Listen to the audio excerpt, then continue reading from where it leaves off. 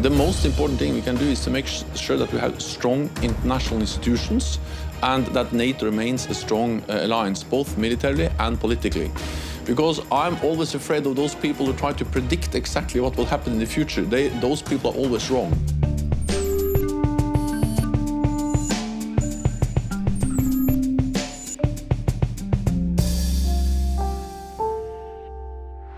Hello and welcome to G0 World. I'm Ian Bremmer, and today we are taking a close look at NATO, asking the big question: is the decades-old military and political alliance still relevant, or has it become a Cold War relic? The world has changed dramatically since NATO was formed, and so have the biggest threats to peace and stability. No doubt Joe Biden's presidency will have major implications for the international alliance, but today I want to look at how NATO got to where it is and where it goes from here. I'll talk about that and more with the man in charge, NATO's Secretary General, Jens Stoltenberg. It's called the North Atlantic Treaty Organization, NATO. Makes a lot of sense because its original members all surrounded that part of the pond, more or less, the US, Canada, and 10 nations in Western Europe.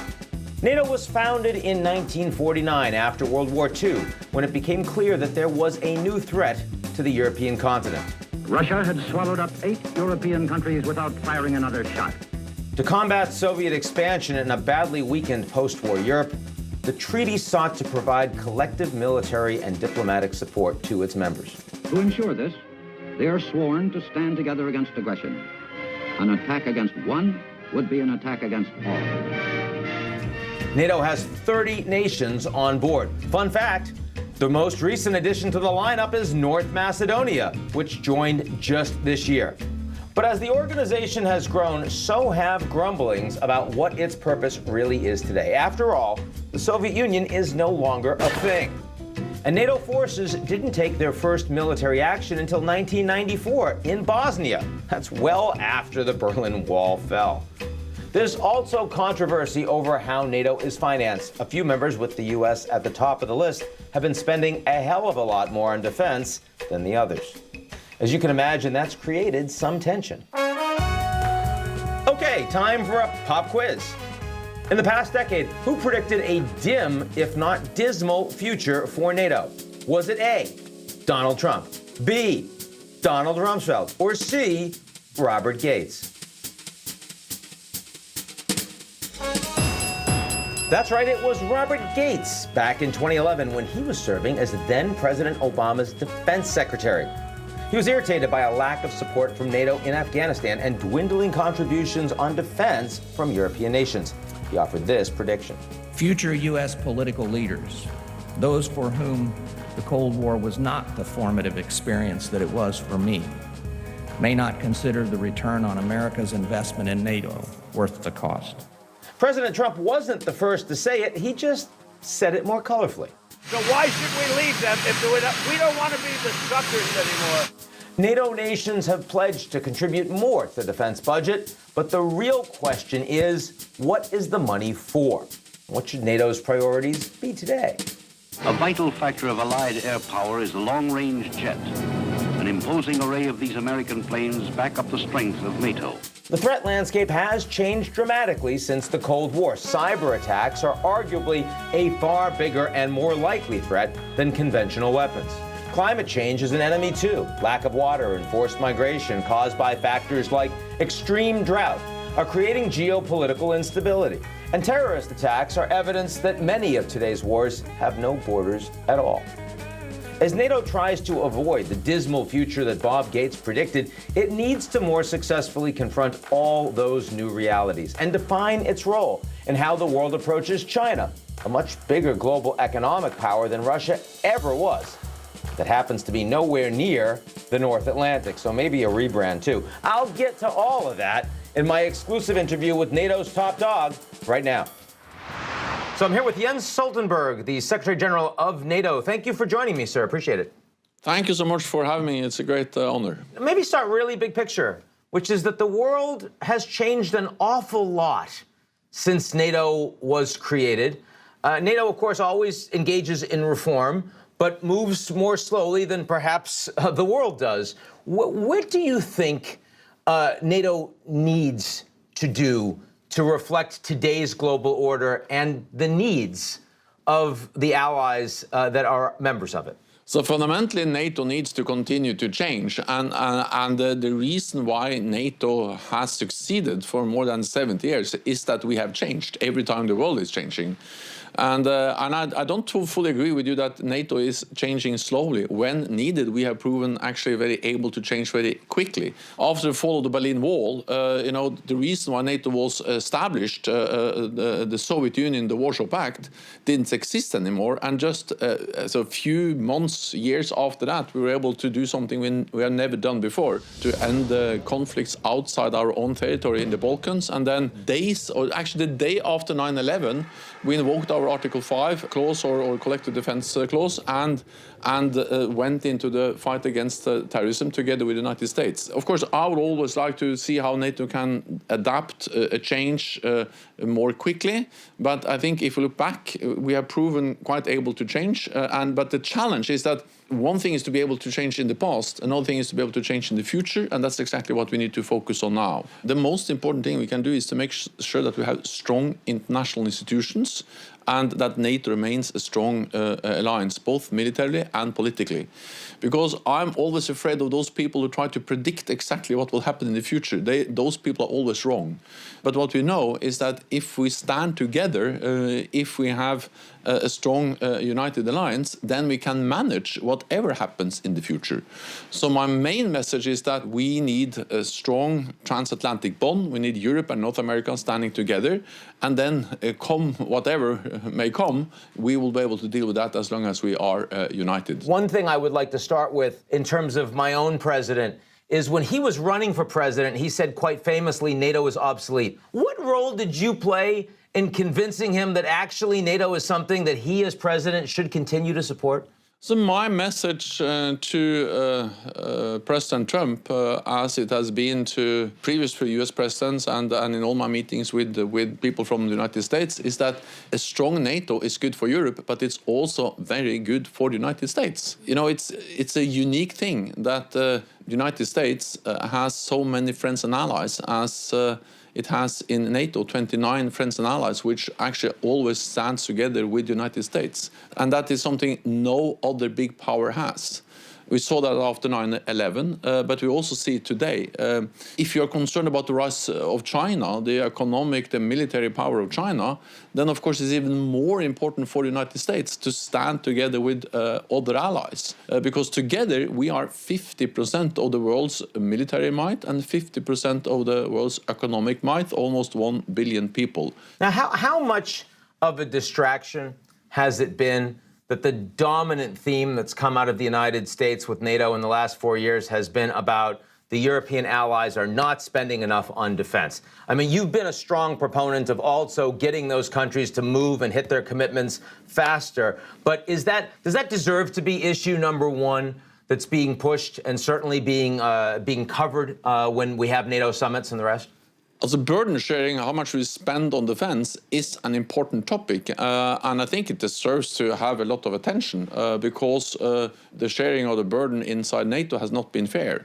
And therefore, this has been a message from the United States for many, many years. And it was actually President Obama that at the NATO summit in 2014 pushed through the decision that all allies should invest more in defense and that we should move towards spending 2% of GDP on defense. So this is a consistent message from the United States over many years.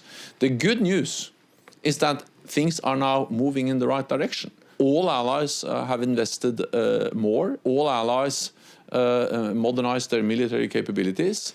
And the majority of NATO allies have plans in place to be at 2% of GDP for defense spending within a decade, which is exactly in line with what we agreed back in 2014.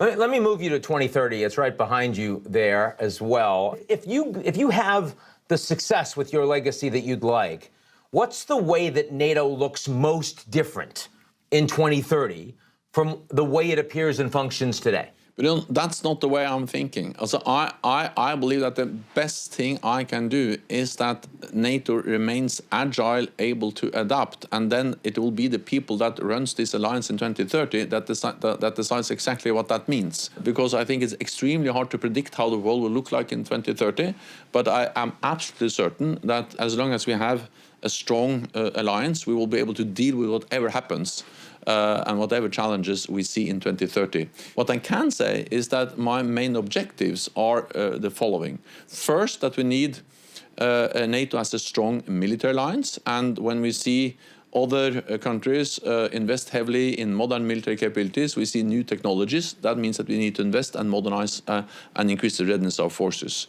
Second, we should become stronger as a political alliance, because NATO is a platform that brings together North America and Europe every day, and we need to use that political strength also to address a lot of other challenges we face together. And thirdly, we should become a more global alliance. NATO should continue to be a regional military alliance, North America and Europe, but we need a global approach because the threats and the challenges we face, they are global, especially with the rise of China. That has security implications for NATO, and that has to be taken into account when we now modernize, change NATO to a new and more challenging security environment. Is it time for NATO to establish a military headquarters in the Indo-Pacific? I don't think so, but what I think is that it is extremely important that we strengthen our cooperation, the way we work together with our partners in the Indo-Pacific, in Asia-Pacific, and we have 4 very strong and important partners in that region, Australia, New Zealand, South Korea and Japan. They are close partners of NATO. I visited all of them in my capacity as Secretary General of NATO, and they want to work more closely with us. So I think we can do more when it comes to sharing information, exercising together, also getting a better understanding of the consequences of the rise of China. China is not an enemy, and actually the rise of China also poses a lot of have provided a lot of economic opportunities for all NATO allies, trade, market, and so on. But at the same time, the rise of China poses some serious challenges to our security in terms of values, in terms of military strength, and also when it comes to resilience. China is a big power that doesn't share our values. We have seen that in Hong Kong, we have seen in the way they deal with Uyghurs, the minorities, and they actually state clearly that they don't share our democratic Western values. China has now the 2nd largest defense budget in the world, investing heavily in new modern capabilities and also using new advanced technologies, artificial intelligence, autonomous systems, and so on. So you mentioned that one of the concerns about China, not that you would define as an enemy, but rather because they clearly don't share democratic values of transparency, rule of law, and you gave sort of a list of the challenges. One could apply that list, and many do, to a NATO ally, to Turkey. And we've got big problems with Turkey right now, the United States, but, frankly, a lot of NATO allies do as well. How do you deal with an issue inside NATO when one of the allies is appearing to go a bit rogue? First, I would like to say that Turkey is an important ally. If you just look at the map, you see the importance of Turkey for the security of Europe. Turkey is the only country bordering Iraq and Syria. They have been extremely important in the fight against ISIS. The fact that we have liberated all the territory that ISIS controlled not so long ago is very much also because we have used bases, infrastructure in Turkey. And no other ally hosts more refugees than Turkey, and no other ally has suffered more terrorist attacks than Turkey. Having said that, I also admit that we see some serious differences on issues like the Turkish decision to acquire S-400, the Russian air defense system, related to the situation in Libya, Nagorno-Karabakh, Eastern Mediterranean. There are differences between NATO allies. And when it comes to issues related to freedom of speech, the rights for journalists to work, and so on. These are issues which are close to my heart. I have raised them, expressed my concerns, and actually these are core values for NATO. We are an alliance based on democracy, the rule of law, individual liberty, and I have also, of course, raised and underlined that in my meetings in Ankara. And we haven't talked much about Russia yet. Obviously, Russia has been a principal antagonist of the NATO allies, even if in different ways with different countries. Their cyber capabilities are serious. The willingness of the Russians to use it is serious. Does NATO have the correct posture today to respond effectively to a Russia that doesn't seem very deterred in a lot of their activities, especially in their own near abroad, but also their willingness to intervene in the sovereignty of NATO allies? So we have, over the last years, since 2014, implemented the biggest reinforcement of our collective defense in a generation. With combat-ready battle groups in the eastern part of the alliance, the Baltic countries and Poland, for the first time in our history. With significantly increased readiness of our forces, with a new Atlantic Command, with more defense spending. For the first time in many years, actually, allies are investing more in defense. And all of this is very much triggered by Russia's behavior since 2014. The illegal annexation of Crimea, the continued destabilization of eastern Ukraine, the cyber attacks we have seen, the Russian presence in Syria, and also the way they have tried to interfere in domestic political processes in the United States, in Germany, in many other countries. So all of this has led to the strongest reinforcement of our collective defense of NATO for many, many years. It has also led to that we are now doing more, for instance, when it comes to cyber defense, and also addressing this fact that there's a more blurred line between peace and conflict. And cyber is one example of that. So we have stated clearly that a cyber attack can trigger Article 5, as it can trigger our collective defense clause. We have established cyber as a military domain alongside air, sea, and land. Cyber is now an independent military domain. And we conduct, the most advanced, the biggest cyber exercises in the world to help to improve the way we protect our own networks, the NATO networks, but also how allies can protect their networks and increase the awareness of risks related to cyber attacks. Last question for you. We've gone through an entire conversation. We haven't mentioned coronavirus once, so I can't stop without asking the role that NATO has had and will have, given the extraordinary logistical challenges of responding to coronavirus. How hard has it been for you guys to just operate given this extraordinary pandemic? So NATO's main task, main responsibility is to prevent this health crisis, the pandemic, to become a security crisis. So for us, the most important thing has been that we have been able or to ensure that we continue to operate, that our planes are flying in the air, that we do air policing, that our maritime operations are sailing where they should go, and that our missions in the eastern part of the alliance and all the other things we do, Iraq, Afghanistan, that all of this is up and running. And the good news is that that's the case. Yes, we have adjusted a bit the way we conduct some of these missions and operations. Yes, we have reduced, scaled down, actually also cancelled some exercises.